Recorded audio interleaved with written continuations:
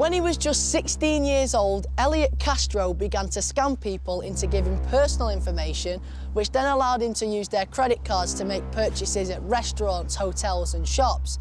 He ended up fraudulently spending around £2.5 million and lived a jet-set lifestyle which took him all over the world. Eventually he was caught and went to prison for the crimes he committed. Today, he works with big companies to help them avoid being scammed. It went from basically, nothing to quite a high value within a short space of time. I found a credit card on a train and I decided I would try and use it to buy my train ticket. And then within a year or two of that, it sort of escalated into bigger purchases and international travel and luxury brands. So I'm interested in the mindset behind a scammer. What was going through your mind when you was doing what you were doing? It was a very lonely lifestyle, a very paranoid lifestyle. If you imagine, you're essentially living a lie. I caused a lot of damage to myself and to my family in particular, not to mention some of the people that were affected by what I did. Wherever there's something of value, there will always be someone looking to take it away. Scammers don't give up very easily. They'll keep going and keep going and keep going until they get what they want. Would you say that scamming is still a massive issue amongst young people around my age, looking at it from your perspective? It's very interesting, Braden, because actually most young people, don't have loads and loads of money put away, but young people are actually more vulnerable than any other sector of society. There's a lot of things that scammers do that are really quite clever. Quite often scammers will present you with these golden opportunities that seem amazing, and you think, wow, that sounds great, I'm going to sign up for that, and then the next thing you know, they've drained your bank account. As well as working with big companies, Elliot also does charity work and gives talks to young people.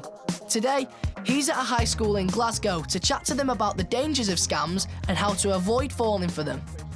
Put your hands up if you have ever been a victim of a scam of any description. See the people that do these scams, I'll tell you right now, they don't care who you are, they don't care where you're from, you are just another victim. And it might be you, it might be you, it might be someone else, but they'll just keep going and going until they get what they're looking for.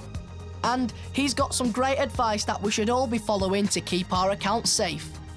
Does anyone here know what two-factor authentication is? So two-factor authentication is when you get a code to either your email or your phone which you've linked to that service. Perfect explanation, right? So two-factor authentication is basically a really good way of ensuring that no one else but you can access your online accounts.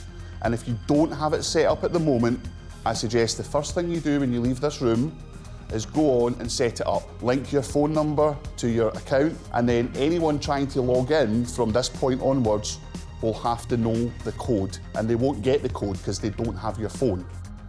I found Elliot's advice to be very helpful. It was targeted towards me. I was scammed via an online shop and I purchased something but it never arrived. I think I've learned how to avoid scams and understand what scams are, so I hope that I never get scammed. I was actually scammed this month. Somebody had managed to get into my bank account. I tried to use my card and it disabled the card. I don't feel like people understand the consequences of scam. They might just assume, oh, it's just a little thing, it's never going to happen to me. It could happen to you, and people need to understand and realise that.